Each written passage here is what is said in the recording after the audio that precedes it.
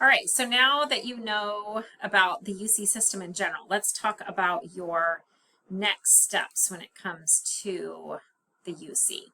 So when you apply to the UC, just keep in mind that they typically only admit upper division transfer students, where with the CSU, we saw that they will admit lower division transfers by campus. At the UCs, it's not by campus, but by major. So you might find one specific major at UC Davis that will admit a lower division transfer student. So it takes a little bit more work to look into that. But an upper division transfer student is going to be one who has those 60 units done and is admissible from the California Community College. So the application for fall has actually already opened. It opened on August 1st. But you cannot hit submit until October 1st. So the application period is usually October 1st to November 30th. This year, they are extending it to December 2nd because the November 30th deadline falls on the weekend of Thanksgiving. So you have a couple more days.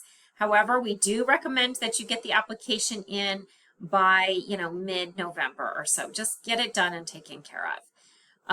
There are some campuses that may extend their deadline past December 2nd. They'll go into early fall, maybe January 15th, February 15th, something like that. And that's typically Merced, Riverside, and Santa Cruz. And just keep in mind that if you have submitted your UC application to, let's say, UC Irvine, and then you decide to add Riverside, you can't make changes to what you put into the application because it's already been submitted. You're just adding UC Riverside and submitting the application. It's one application for all 9 campuses. So you're going to fill out all the information. It's all the same for all campuses, and then you just add the campuses and the majors that you're applying to. One thing I forgot to put on here is that it is $70 per application. There is a fee waiver process that you can potentially get the fees waived for up to 4 campuses. If you're in EOPS at SRJC, that's automatic. If you're not in EOPS, then they ask you about your income and determine through that if you receive the fee waiver. There are 4 personal insight questions that you have to answer. So these are like mini essays. So on the Transfer Center website, if you scroll down and click on the apply button here, we have some information on personal insights. So if you click on preview the personal insight questions, you can scroll down and see what the questions are. So you have to answer this one required question. So please describe how you've prepared for your intended major, including your readiness to succeed in your upper division courses once you enroll at the university. What they don't want is a list of classes you have taken to prepare for your major. They know that from what you have put into the application in your coursework. So don't tell them that, okay? They want to know how you decided on this major. What do you want to do with this major? Why are you excited about it?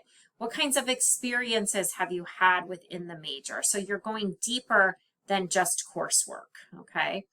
And then you're going to choose 3 of the following 7 questions to answer. So something around leadership, your creative side, what's your greatest talent or skill, describe how you've taken advantage of a significant educational opportunity, what's the most significant challenge you have faced, what have you done to make your school or community a better place. And then this one's pretty open. Beyond what you've already shared in your application, what do you believe makes you a strong candidate for admissions to the UC? So lots of things there. And then there's a PDF document up here that offers some tips that you could look at as well. And then there's lots of help in the Transfer Center. So we have this Get Help from the Transfer Center, so you can take a look at that. And then also some personal insight tips. Let's look at the calendar because there's some great workshops coming up for PIQ. So we have the PIQ Brainstorm offered in September as well as 2 dates in October. And then we will also do PIQ reviews where what you do is you set up an appointment, you submit your PIQ responses. a week before your appointment so that we have time to go through them and read them and offer some feedback. And then you come in for an appointment and we go over it with you. So lots of help for the PIQs through the Transfer Center. So be sure that you take advantage of that. We will also be writing a PIQ, or let me rephrase that. In this class, you have the opportunity to choose when you write your essay, whether it's a PIQ response to one of those questions, or you can formulate it around a scholarship prompt that I will provide for you if you're not applying to the UC. Within the UC application, you're going to report all college classes and all grades, no matter where you took it, no matter if you were in high school, no matter if you got an F, everything goes in here, okay? So if you're concerned about something, reach out to me and we can talk about that.